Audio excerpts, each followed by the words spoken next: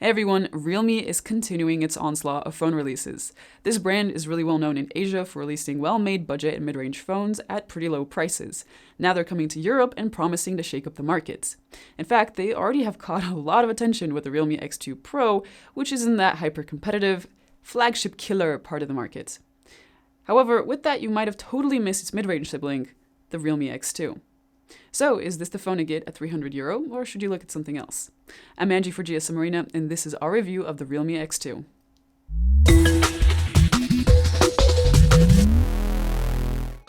The Realme X2 is a very pretty phone. The back is an eye-catching pearl white with colors that refract differently depending on the angle. The cameras and text are all lined up on the back, so nothing looks awkward, unlike on the Realme X2 Pro. It doesn't look or feel cheap despite the price. It's made of Gorilla Glass 5 on the front and back with a plastic frame that mimics real metal extremely well. There's no IP protection certification, and as far as general durability goes, I'd definitely use the case included. First, it's see-through so you get to enjoy the gradient, and second, there's quite a bit of wobble without it, so a case makes phone use on flat surfaces much less irritating. In the hand, the X2 feels relatively light and comfortable. The edge protrudes a little, but it doesn't dig into your palm. With a screen of 6.4 inches, it's a little smaller than the X2 Pro, but not by much. Still, general one-handed use is quite comfortable.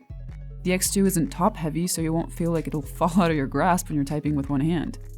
If you swipe down from the middle of the phone, you get a search option for the entire phone, or if you stretch a little, you get a full-screen notification shade that actually requires fewer swipes depending on what you're looking for. The X2 has two types of gesture navigation options, along with the classic navigation button, so scrolling through the phone feels easy. The actual buttons are clicky, but not amazing, and you'll find an expandable microSD card slot right above the volume buttons. Actually, one thing that is amazing is unlocking the phone. The optical fingerprint reader is one of the fastest we've tested and definitely the fastest in its price range. You can choose between two animations, but from what I can tell, the flash animation feels, well, faster. So, something I don't really talk a lot about is typing, but this phone has a very nice haptic vibration system. So typing is incredibly satisfying, and so is gaming, at least with games that take advantage of it. On that topic, the phone has a Snapdragon 730G, which is a pretty competent mid-range chipset that performs standard for the class.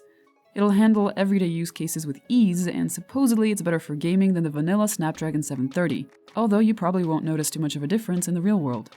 The 6.4-inch Full HD AMOLED display is a really good one and has excellent color accuracy in the so-called gentle mode. The notch isn't obtrusive and you'll still see most of the notifications just fine.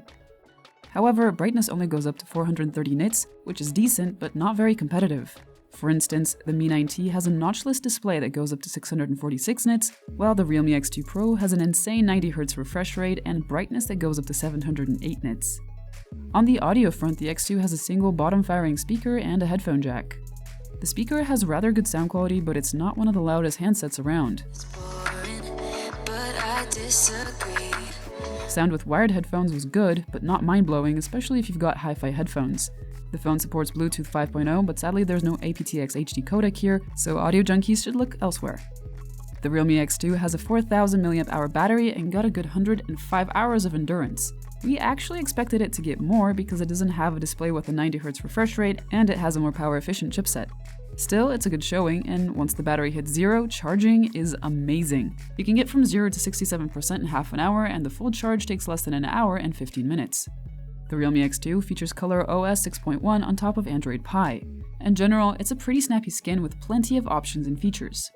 For example, there's a system-wide dark mode, which can even get applied to apps that don't already have a dark mode in Android 9, like the Google Play Store. There's also the choice of an app drawer or having everything available on the home screen. On the home screen itself, you'll also see an optional sidebar with a few shortcuts and options.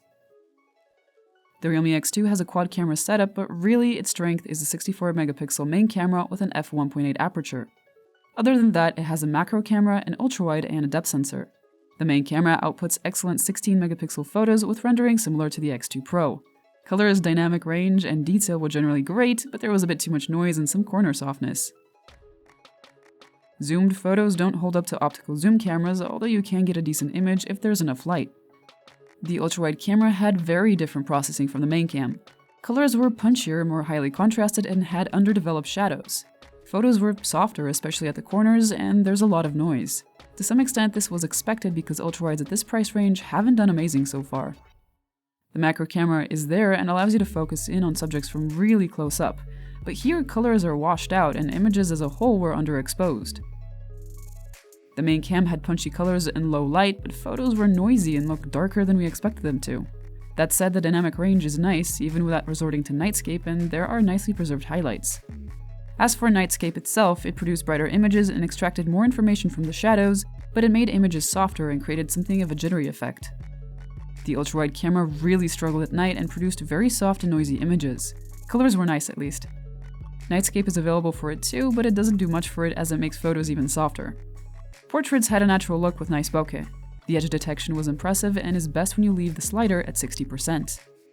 4K videos had natural looking colors, plenty of detail, and okay dynamic range. However, some highlights were clipped due to overexposing. We've seen better 1080p videos and detail was lacking, but at least the processing was the same as in 4K. Stabilization is only available at this resolution and you can't turn it off, so if you want the wider field of view, you need to switch back to 4K. Selfies aren't all that impressive due to the narrow dynamic range, dull colors, and a semi-permanent beauty effect.